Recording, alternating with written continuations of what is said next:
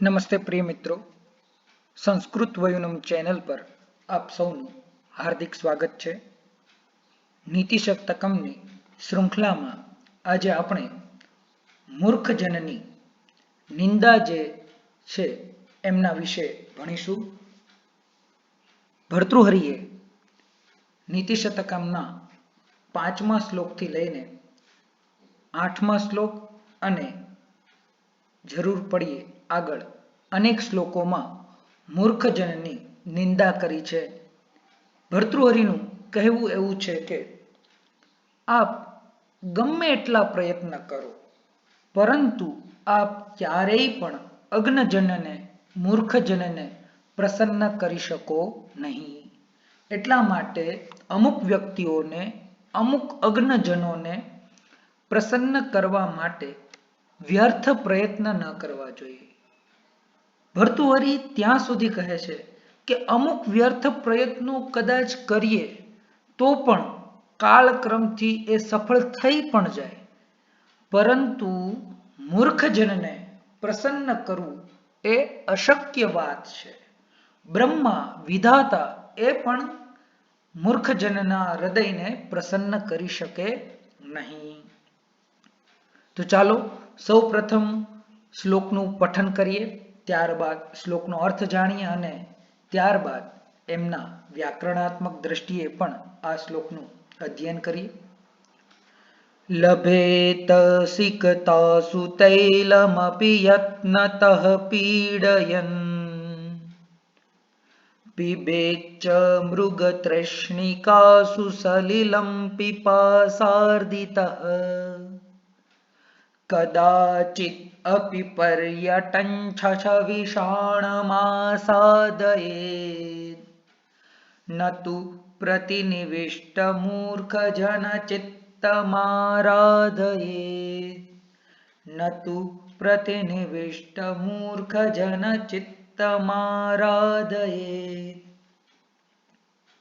પ્રસ્તુત શ્લોકમાં ભર્તૃહરિ કહે છે કે લભેત સિકતાસુ તૈલમપી યત્નતઃ પીડયન. તૈલમપી સિકતાસુ યત્નતઃ પીડયન લભેત. તેલ પણ સિકતા એટલે કે રેતીમાંથી મળી શકે.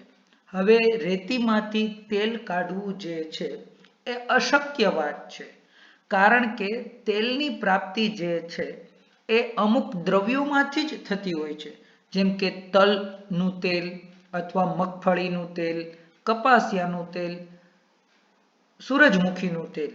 તો એ બધી વસ્તુઓમાંથી, એ બધા બીજ દ્રવ્યોમાંથી એને પીસીને તેલ મળવું સંભવ છે. તેલ શબ્દ આમ તો યોગિક હતો અને તિલમાંથી જ જે દ્રવ્ય પ્રાપ્ત થતું, સ્નેહ દ્રવ્ય, એમને તેલ કહેવામાં આવતું. પણ કાલક્રમે પંકજ શબ્દની જેમ તેલ શબ્દ જે છે એ રૂઢ થઈ ગયો છે અને પછી એ તેલ મગફળીનું હોય, કપાસિયાનું હોય કે અન્ય કોઈનું હોય. જેમ પંકજ શબ્દ કમળ માટે રૂઢ છે, એમ કોઈ પણ સ્નેહ દ્રવ્ય છે એમની માટે તેલ શબ્દ જે છે એ રૂઢ થઈ ગયો છે. તો ભર્તૃહરિ કહે છે કે રેતીમાંથી પણ કદાચ તેલ મળી જાય. સિકતાસુ યત્નતઃ, કદાચ આપણે વધુ પ્રયત્ન કરીએ તો કદાચ રેતીમાંથી પણ તેલ મળી શકે. અન્યોક્તિ કરે છે અહીં ભર્તૃહરિ, એક કટાક્ષ કરે છે. અશક્ય જ વસ્તુ છે, રેતીમાંથી તેલ મળવું અશક્ય વસ્તુ છે, છતાં પણ ભર્તૃહરિ કહે છે કે રેતીમાંથી તેલ મળી જાય. એવી જ અન્યોક્તિ બીજી કહે છે કે પિબેચ્ચ મૃગતૃષ્ણિકાસુ સલિલં પિપાસાર્દિતઃ. પિપાસાર્દિતઃ, પિપાસયા અર્દિતઃ, પિપાસાર્દિતઃ, તૃષ્ણા વ્યાકુલઃ જનઃ. જે તૃષ્ણાથી વ્યાકુલ થયેલ પુરુષ છે, મનુષ્ય છે, એમનું તરસ જે છે એ મૃગતૃષ્ણિકાસુ, મૃગજળથી, મરીચિકાથી, એ જળથી એની તરસ છીપાઈ જાય. આ પણ અશક્ય વસ્તુ છે. ક્યારેય પણ મૃગજળથી માણસ, એક તો મૃગજળને પકડી જ ન શકે, એટલે તો આપણે ગુજરાતીમાં કહીએ છીએ એમને ઝાંઝવાના જળ. તો એ ઝાંઝવાના જળ ક્યારેય યથાર્થ હોતા જ નથી, માત્ર ને માત્ર ભ્રમ હોય છે, મિથ્યા હોય છે. છતાં ભર્તૃહરિ કલ્પના કરે છે અને કહે છે કે પિપાસાર્દિત એટલે કે તૃષ્ણા વ્યાકુળ વ્યક્તિની તરસ, તૃષ્ણા એ કદાચ મૃગજળથી પણ સંતોષાઈ જાય. ત્યાર પછી ત્રીજું ઉદાહરણ આપે છે, એવું જ અશક્ય ઉદાહરણ, અસંભવિત ઉદાહરણ. કદાચિત અપિ પર્યટન છછવિષાણમાસાદયે, કે ક્યાંક જંગલમાં, વનોમાં, નદી કિનારે કે અન્ય કોઈ પણ સ્થાનમાં ફરતા ફરતા શશવિષાણમાસાદયે, શશ એટલે સસલું, ખરગોશ, રેબિટ, અને વિષાણ એટલે સિંગડા, હોર્ન્સ. તો સસલાને સિંગડા હોવા એ અસંભવિત વાત છે, ક્યારેય હોય જ ન શકે. છતાં પણ ભર્તૃહરિ કહે છે કે કદાચ ફરતા ફરતા પર્યટન, શત્રુ પ્રત્યેનો પ્રયોગ છે પર્યટન, તો ફરતા ફરતા એ સિંગડા પણ પ્રાપ્ત થઈ જાય. કિંતુ નતુ પ્રતિનિવિષ્ટ મૂર્ખ જન ચિત્તમારાધયે, પરંતુ મૂર્ખ જનને, અજ્ઞજનના હૃદયને પ્રસન્ન ક્યારેય પણ કરી શકાય નહીં.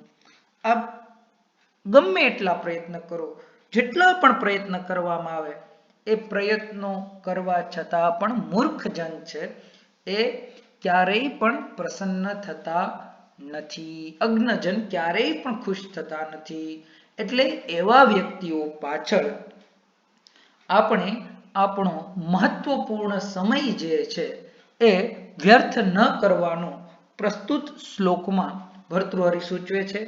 પૂર્વમાં શ્લોકમાં 3 અસંભવિત સંભાવનાઓ કહી છે કે અસંભવિત સંભવિત થઈ શકે, પરંતુ મૂર્ખ જનનું હૃદય જે છે, મૂર્ખ વ્યક્તિનું આત્મા જે છે એ ક્યારેય પણ તમે ખુશ કરી શકો નહીં. જેમાં પ્રથમ સંભાવના કહી કે તેલમાંથી, રેતીમાંથી કદાચ તેલ મળી જાય, પ્રાપ્ત થઈ જાય.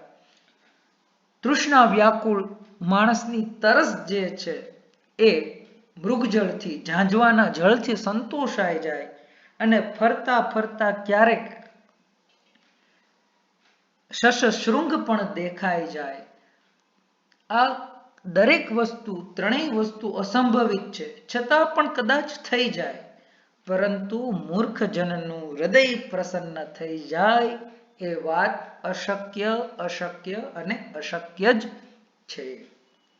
તો આ રીતે આપણે શ્લોકનો અર્થ જાણ્યા બાદ એક એક પદને જાણીએ, પદચ્છેદ કરીએ. તો પ્રસ્તુત શ્લોકનો પદચ્છેદ છે, લભેત સિકતાસુ તૈલમપી યત્નતઃ પીડયન પિબેચ્ચ મૃગતૃષ્ણિકાસુ સલીલમ પિપાસાર્દિતઃ. કદાચિત અપિ પર્યટન શશવિષાણમ આસાદયેત નતુ પ્રતિનિવિષ્ટ મૂર્ખ જન ચિત્તમ આરાધયેત. અન્વય જોઈએ. તૈલમપી સિકતાસુ યત્નતઃ પીડયન લભેત, પિપાસાર્દિતઃ મૃગતૃષ્ણિકાસુ સલીલમ પિબેચ્ચ. કદાચિદ અપિ પર્યટન શશવિષાણમ આસાદયેત પ્રતિનિવિષ્ટ મૂર્ખ જન ચિત્તમ નતુ આરાધયેત. અમુક વિશિષ્ટ ક્રિયાપદો જે છે એ આ શ્લોકના ચારેય પંક્તિમાં પ્રયોગ કરવામાં આવ્યા છે. જેમાં લભ ધાતુનું લભેત રૂપ છે, ત્યારબાદ પાને ધાતુનું પીબેત રૂપ છે, ત્યારબાદ આંગ ઉપસર્ગ પૂર્વક સદ ધાતુનું આસાદયેત રૂપ છે, અને આંગ ઉપસર્ગ પૂર્વક રાધ ધાતુનું આરાધયેત રૂપ છે. આ ચારેય રૂપો જે છે એ વિધિર્લિંગ લકારના પ્રથમ પુરુષ એક વચનના રૂપ છે. જે વિધિર્લિંગ લકાર છે એ જોઈએ છે એ અર્થમાં એમનો અર્થ પ્રયોજાતો હોય છે. લભેત કદાચ પ્રાપ્ત થઈ શકે, પીબેચ્ચ પીવું જોઈએ, આસાદયેત પ્રાપ્ત થઈ શકે. તો એ રીતના વિધિલિંગ લકારમાં ચારેય ક્રિયાઓનો પ્રયોગ કરવામાં આવ્યો છે. પીપાસાર્ધિતામાં આપણે જોયું કે તૃતીયા તત્પુરુષ સમાસ છે અને સંધિની વાત કરીએ તો પીબેત ચ ત્યાં એક સંધિ થયેલી છે પીબેત વત્તા ચ પીબેત ધન ચ. તો અહીં તના સ્થાનમાં ચ થઈ ગયો છે. સ્ટુત્વ સંધિ થઈ છે હલ સંધિ અંતર્ગત પ્રથમ સંધિ જ છે. સ્તોહો સ્ટુનાસ્ચુ દંત્ય સકાર અને ત વર્ગના સ્થાનમાં તાલવ્ય સકાર અને ચ વર્ગ થતો હોય છે શ વર્ગ અને ચ વર્ગના યોગમાં. તો અહીં ઉત્તર પદમાં ચ નો યોગ હોવાથી તના સ્થાનમાં ચ થઈ જાય છે.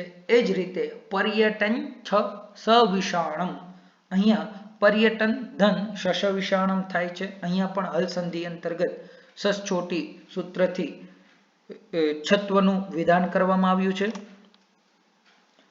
પ્રત્યેક પદનો અર્થ આપણે જોયો જ છે. ફરીથી જોઈએ તો તૈલમપી તિલ નિર્મિત સ્નેહ દ્રવ્યમપી સિકતાસુ એટલે કે બાલુકાસુ યત્નતઃ પ્રયત્નતઃ પીડયન કર્ષયન લભે પ્રાપ્નુયાત પીપાસાર્દિતઃ તૃષ્ણા વ્યાકુલઃ મૃગતૃષ્ણિકાસુ મરીચિકાસુ સલિલમ જલમ પિબેત પાનમ કુર્યાત ચ અવ્યયમ અસ્તિ. કદાચિત સંભવતઃ અપિ અવ્યયમ પર્યટન ભ્રમયન શશવિષાણમ શશશૃંગમ આસાદયેત પ્રાપ્નુયાત પ્રતિનિવિષ્ટ મૂર્ખજન ચિત્તમ મૂર્ખજન હૃદયાલાદનમ ન નૈવ તુ अव्ययम आराधयेत समाराधयेत. यदि हिंदी में भावार्थ को देखें तो मनुष्य परिश्रम से कदाचित रेत या बालू से भी तेल निकाल सकता है. अत्यधिक प्यास होने पर मृगचरिका से भी जल प्राप्त कर सकता है तथा घूमते फिरते खरगोश के सिंग भी वह देख सकता है, किंतु हठयुक्त मूर्ख मनुष्य के चित्त को कभी भी मनुष्य प्रसन्न नहीं कर सकता है. तो आशा રાખું કે પ્રસ્તુત શ્લોકમાં જે ભર્તૃહરિ દ્વારા મૂર્ખજનની અજ્ઞજનના હૃદયની નિંદા કરવામાં આવી છે એના પ્રસન્ન કરવાના પ્રયાસોને વ્યર્થ ગણવામાં આવેલા છે. તો એ વિષય પ્રસ્તુત શ્લોક આપને સમજાયો હશે. જો આ વિડીયો આપને પસંદ આવ્યો હોય તો સંસ્કૃત વયુનમ ચેનલને સબસ્ક્રાઇબ કરો, વિડીયોને લાઈક કરો અને આપના પ્રતિભાવો અવશ્ય કોમેન્ટ બોક્સમાં જણાવો. અસ્તુ ધન્યવાદઃ પુનઃ મિલામः.